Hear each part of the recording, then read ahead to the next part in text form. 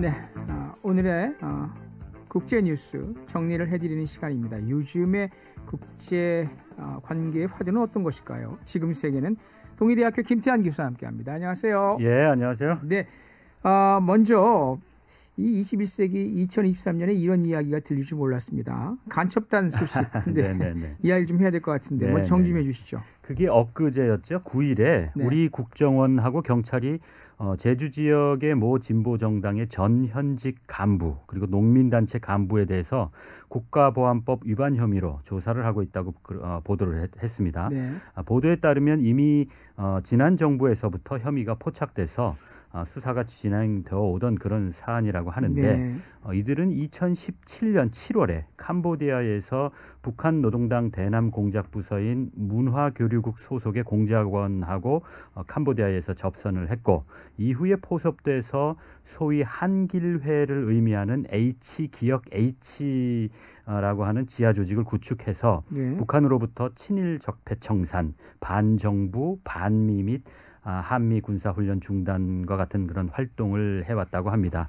이후에 보도를 종합해 보면 제주뿐만이 아니라 경남 창원 그리고 전북 전주에서도 관련된 혐의자를 대상으로 해서 공안당국이 수사를 하고 있다고 합니다. 네, 저도 소식을 듣긴 했는데 혐의를 받고 있는 이 피의자들이 정권이 간첩으로 조작하려 한다. 조작 사건으로 몰고 가고 있고 주장하고 있고 그런데 사실 또 한편으로는 지금이 정말 제가 아까 말씀드렸습니다만 어떤 시대인데 간첩단 그것도 대규모 간첩단이에요. 간첩이 아니라 이런 말이냐. 요즘 뭐 키보드만 두드려도 전부 다 그냥 해킹이 되고 막 이런 세상인데 말이죠.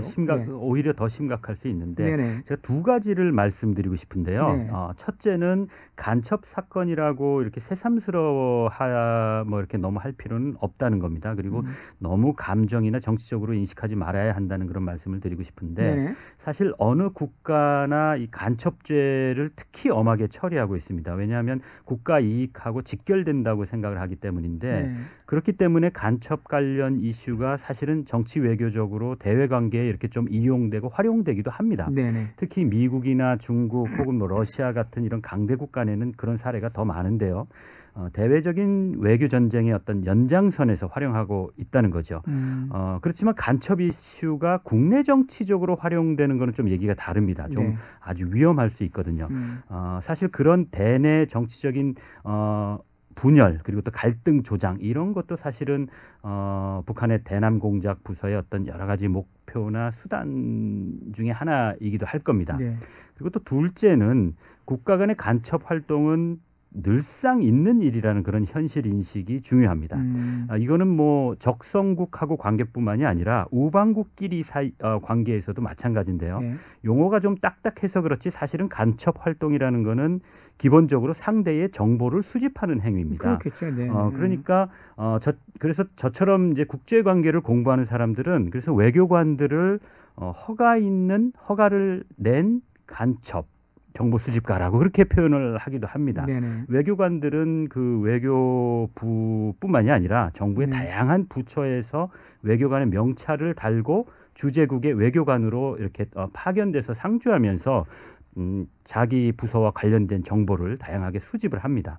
그래서 외교 관계가 일단 수립이 되면 이러한 활동을 서로 묵인하는 거죠. 어느 선까지는. 그래서 이런 외교 관서를 통한 정보 수집은 서로 이제 묵시적으로 이제 넘지 말아야 할 그런 선이 있는데 그 선을 넘게 되면 외교적으로 이제 문제가 발생하고 심지어는 외교관을 서로 추방하거나 극단적으로는 단교하는 그런 경우도 있습니다. 그래서 통일을 위한 어떤 교류와 협력의 대상으로 우리가 북한을 인식한다면 상대적으로 북한과의 관계가 좋을 때나 그렇지 않을 때나 직간접적으로 북한의 정보원들의 활동을 늘 염두에 두는 것이 중요하다고 생각을 합니다. 우리나라와 북한과의 특수한 관계 때문에 더더욱 그런 거고 간첩이란 말 대신 그럼 다른 나라에서 쓰이는 첩보원이란 말도 있을 거고요. 마치 007처럼 말이죠. 뭐 인식도 좀 바꿔야 될 필요가 있다고 하지만 우리 경우에는 쉽지는 좀 않은 것 같아요. 그렇죠. 맞습니다. 북한하고 특수관계 때문에 그런데 그래서 국가들 간에 이 첨예한 이 첩보전이라는 것이 있지만 보통의 경우는 내정 간섭을 우려해서 이 국내 정치에 직접 관련하는 거는 사실은 이렇게 좀 피하려고 합니다, 실제로. 네. 그런데 국내 정치에 개입하는 게 사실은 언론, 집회, 결사의 자유가 보장되는 우리 민주주의 국가들에서는 상대적으로 좀 쉽습니다. 네. 비민주적인 어떤 권위주의 체제 국가들에서는 이게 좀 구조조리가 어려운데 네네. 민주주의 국가에서는 좀 상대적으로 쉽지요. 자유가 보장돼 있으니까. 그래서 뉴스를 통해서 종종 접하셨겠지만 미국에 대한 러시아의 어떤 선거 개입이나 중국의 호주 정치권에 대한 로비 같은 이런 형태의 활동이 상대적으로 민주주의 국가에서는 상당히 가능하다는 겁니다. 네. 그래서 북한과 우리는 특수 관계이기 때문에 이러한 종류의 어떤 북한의 어떤 그 활동, 대남 부서의 활동에 늘 개연성을 열어놓고 인식을 하고 대비해야 한다 이런 말씀을 드리겠습니다. 물론 우리 국민들이 좀 안보에 대해서 좀 건전한 이런 의식이나 국제관계에 대한 이해가 좀 더 있으시면 이런 활동들이 좀 제한을 받겠죠. 그렇군요.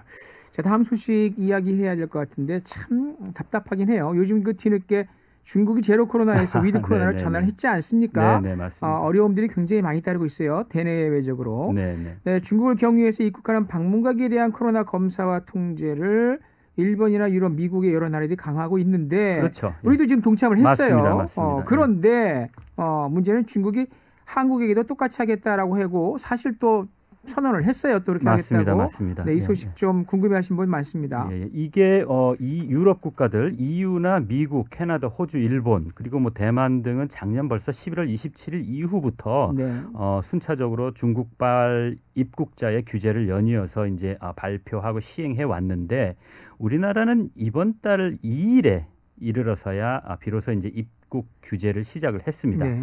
그런데 주한 중국 대사관이 어제 10일에 대사관의 소셜미디어 공식 계정을 통해서 중국 정부의 지시로 어제부터 방문, 상업, 무역, 관광, 의료 및 일반 개인의 사정을 포함한 한국 국민의 중국 방문을 위한 단기 비자 발급을 중단한다고 이렇게 발표를 했습니다.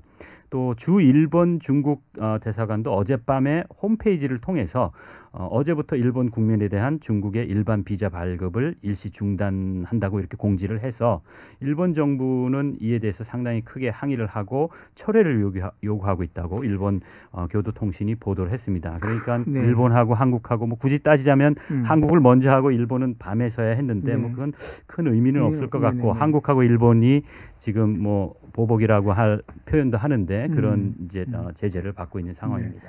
제가 어제 그 베이징 대의 모 교수가 인터뷰한 내용을 봤는데 한국이라 이렇게 당하는 것이다. 일본이라 이렇게 되는 것이다. 만약 미국이나 뭐 다른 유럽 국가 같으면은 절대 이렇게 하지 않을 것이다. 조치도 훨씬 더 약해질 것이고. 실제로 보면은 제가 아직 제가 확인을 못했는데 더 일찌감치 이제 제재를 해왔던 유럽이나 미국, 뭐 캐나다 같은 국가들에 대해서 어떤 조치를 취했다는 중국이 그런 건 아직 보지 못했는데 그렇죠. 한국하고 네. 일본만 그렇거든요. 네. 그래서 이 한국에 대한 보복 얘기는 사실 말씀하시다시피 홍콩의 사우스 차이나 모닝 포스트에 보도됐던 내용입니다. 네. 그러니까 중국 국무원에서 고문을 하고 있는 중국 북경의 인민대학교 한 교수님이 말씀을 인용해가지고 네.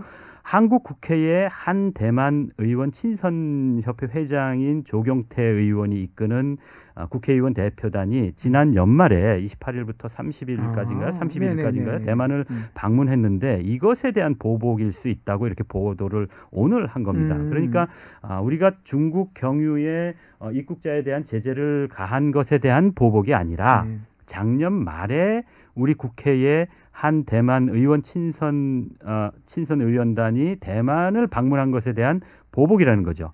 그런데 그 모양과 시기가 중국발 입국자에 대한 우리 정부의 제한하고 이렇게 좀 맞물리게 된 것 같습니다.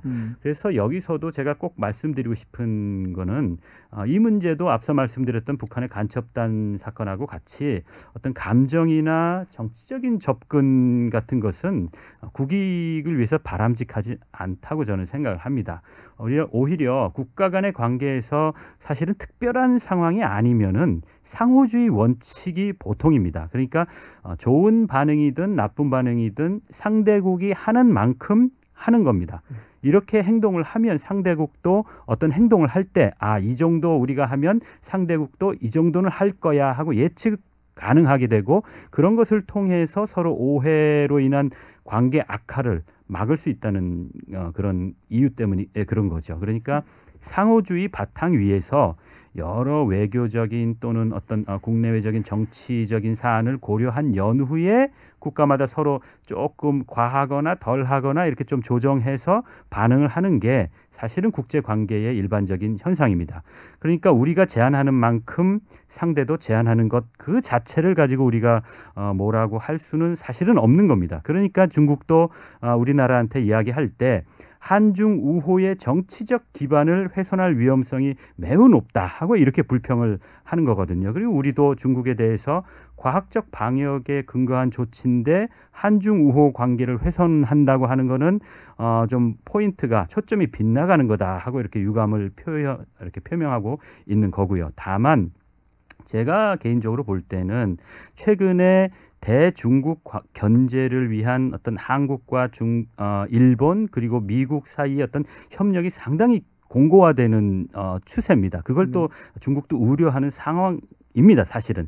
그렇다면 중국이 이번 조치를 또 활용을 해서 조금 더 한국에 대해서는 좀 더 부드럽게 유연하게 대응할 수 있었지 않았겠나 그런 좀 아쉬움이 있는 거죠. 왜냐하면 한중일 동맹의 약한 고리라고 생각하는 이 한국을 중국으로 좀 견인하기 위해서라도 상호주의 원칙에 의해서 일본에는 강력하게 대응을 하더라도 한국에 대해서는 조금 유연하게 대응을 했으면 한국 입장이 좀 한미일 삼국 동맹에서 조금 좀 어려워질 수도 있었고 중국에게는 좀 외교적으로 바람직하지 않았겠나 그런 생각을 해봅니다. 더구나 아까 말씀드렸다시피 미국이나 EU 국가에 대해서는 아직 어떤 조치를 취하지 않았거든요. 그러니까요. 한국하고 일본한테만 이렇게 하니까 조금 아무래도 대만 문제하고 관련이 있다 보니까 중국이 너무 예민하게 해져서 좀 냉정을 잃는 게 아닌가 그런 개인적인 생각도 한번 해봅니다. 제 개인적인 생각으로 말씀드리면 이번에 이제